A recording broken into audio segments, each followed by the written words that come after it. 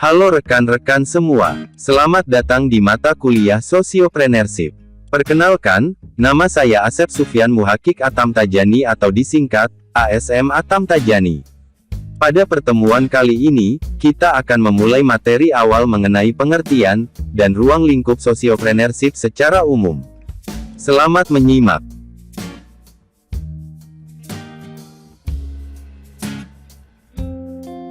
Pengertian Sosiopreneurship menurut Tan, pada buku yang diterbitkan pada tahun 2005, ialah kewirausahaan berbasis sosial. Organisasi yang berjiwa entrepreneur, mampu menggerakkan masyarakat untuk meningkatkan kemampuannya agar dapat berdaya saing. Kewirausahaan sosial adalah kewirausahaan yang ditujukan untuk kepentingan masyarakat, bukan sekadar memaksimalkan keuntungan pribadi. Kewirausahaan sosial dapat disebut organisasi bisnis yang bertujuan sosial.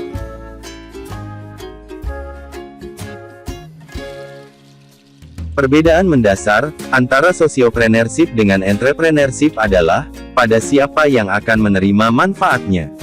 Sosiopreneurship ini menjadi sangat penting mengingat keuntungan yang diperoleh bukan hanya untuk kepentingan individu saja, tetapi lebih ditujukan untuk kemakmuran masyarakat. Oleh karena itu, harus terus diupayakan munculnya sosiopreneur baru, agar masyarakat semakin berdaya.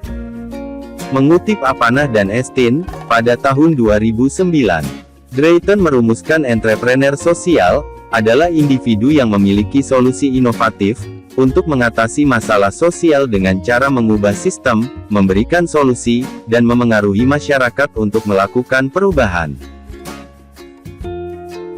Hal ini bukanlah perkara yang mudah mengingat merubah sistem harus melibatkan semua elemen terkait. Masyarakat harus disadarkan atas masalah yang dihadapi karena belum tentu mereka mampu menganalisa masalah dengan baik. Masalah harus dicari solusinya dengan mengetahui terlebih dahulu akar permasalahannya. Perubahan perlu dilakukan sebagai koreksi atas tindakan yang kurang tepat, sehingga permasalahan akan teratasi. J. Gregory menekankan entrepreneur sosial sebagai agen perubahan atau pelaku reformasi. Selaras dengan pendapat Drayton, maka perubahan harus dilakukan untuk memperbaiki keadaan. Masyarakat yang telah memiliki kebiasaan yang dianggap kurang produktif, harus disadarkan dengan adanya inovasi-inovasi baru.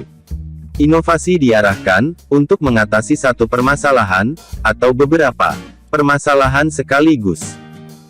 Sebagai contoh, permasalahan sampah yang menumpuk diatasi dengan mengolah sampah menjadi pupuk yang bermanfaat sehingga dapat meningkatkan income bagi masyarakat.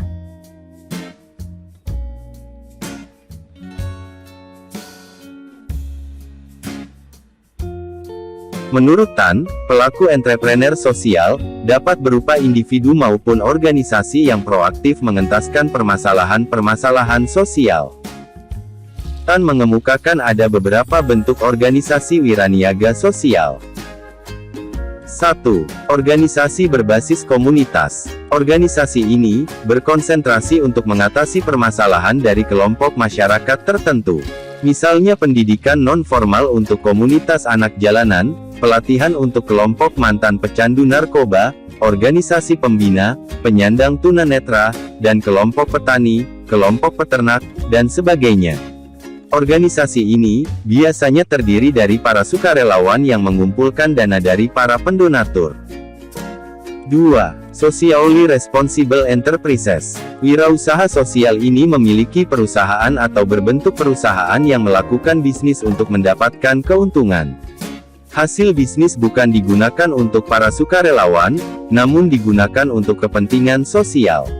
Organisasi ini juga dapat mendirikan dua perusahaan sekaligus. Satu perusahaan bersifat komersial dan satu lagi bersifat sosial.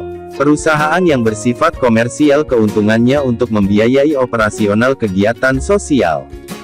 3. Socio-economic atau dualistic enterprises. Wirausaha sosial ini berbentuk perusahaan komersial yang didirikan sengaja untuk mengatasi permasalahan-permasalahan sosial secara profesional. Diharapkan, dengan semakin banyaknya perusahaan ini, maka permasalahan sosial akan semakin berkurang.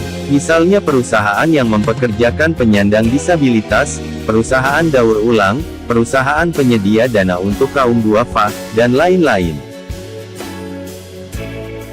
Salah satu istilah tanggung jawab sosial yang diilhami dari sociopreneurship, disebut corporate social responsibility. Meskipun dalam skala yang terbatas, biasanya perusahaan dengan sukarela atau dipaksa dengan undang-undang untuk menyisihkan sebagian dan keuntungan perusahaan untuk mengatasi berbagai permasalahan masyarakat. Tentunya, hasil kegiatan ini sangat bermanfaat bagi masyarakat.